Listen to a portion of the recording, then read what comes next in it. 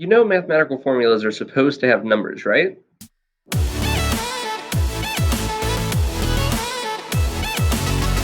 Hey guys, and welcome back. My name is MrCaproni, and this is Probability and Statistics. Today we're going to be discussing the formulas for permutations and combinations. Now, I've actually already created a video that you can click on at the top that explains what a permutation and combination is and what the difference between the two of them are. So if you want to see that video instead of looking at just the formulas on how to find them, then go ahead and click up there so you can see that. But today we're going to be focusing specifically on the formulas used to find the answer when looking at a permutation or combination. So with that said, let's go ahead and dive right in. So let's go ahead and start with the permutation formula. Now this actually reads as a permutation with n choose r. Now what does the n stand for? It's how many total objects you have in the situation that you're looking at. And r is how many of the objects you're actually going to use in that situation.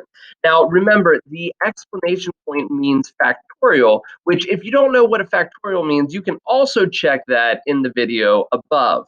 Now, what we're going to do is go ahead and look at this in context of the situation we had in the previous video, dealing with our little Larrys here. Now, remember, we talked about having 14 different Larrys, and we wanted to know how many different permutations there were for how they could come in first, second, and third place in a race. So order does matter. So how would we plug this information into our formula? Well, n's the total number of objects you have. So in this case, we have 14 Larrys in this situation. And R is how many of them we're actually using in that final ordering.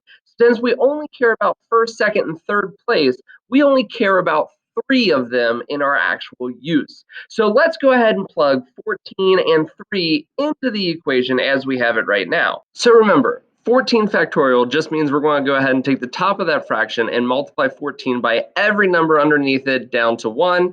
And then underneath it on the bottom of the fraction, we have 14 minus 3, which is 11. And that means we're also going to take 11 and multiply it by every whole number after that all the way down to 1 as well. When you do those multiplications all the way through, you end up with this huge fraction. But that's okay, because if you actually divide it out, it's not so bad, giving us a final answer of 2,184. What does that actually mean, though? Well, if we have 14 Larrys in a race and we want to know how many different ways they can finish in first, second, and third place, well, there are 2,184 different permutations on how they could finish this race. So that was the formula for permutations. Let's go ahead and take a look at the formula for combinations. So notice this formula looks very similar to the permutation formula. And in fact, we still read it as a combination with n choose r units. Now, when we're looking at this formula, notice the major difference here is that r factorial on the bottom. Because when we're dealing with combinations, order doesn't matter, it takes away a whole bunch of possible options we have when looking at all the different combinations. So that means that the number on the bottom of our fraction needs to be bigger, because that's going to make the total number of options smaller than the permutation formula. So this r factorial on the bottom gives us just a little bit extra down there, and that ends up taking away some of the options that we would have when we're doing different orderings with the permutation. So let's go ahead and look at our situation for combinations.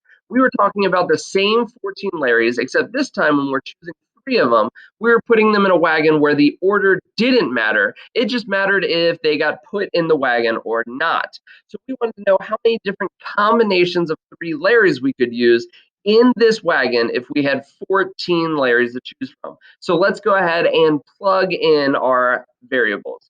First off, 14 was our n, because that's how many total Larrys we had to choose from. And 3 is how many actually go into the wagon. So that's going to be our r, because that's how many we're actually picking. So in this case, we can fill in those numbers, 14 factorial on the top, 14 minus 3 on the inside of parentheses factorial, and then 3 factorial again on the bottom. Now, if you actually do all the math out, you get another crazy fraction like this, but when you divide it out, again, you get a nice pretty number of 364.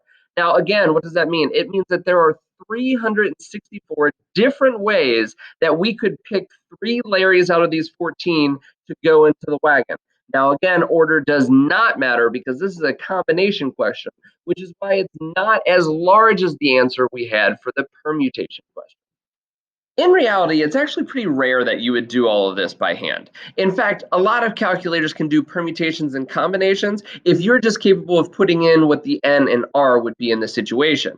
In fact, if you want to see a video where I do it on the TI Inspire, go ahead and click above and you can see that there. Now, if you were just looking to learn how to use the formulas, then that's going to wrap up our discussion for today because we've gone through both the permutation and combination version of the formula. So I hope you found this video helpful. If you did, go ahead and hit the like button below because that helps me out. And if you want to keep getting videos like this, then go ahead and click the subscribe button while you're down there.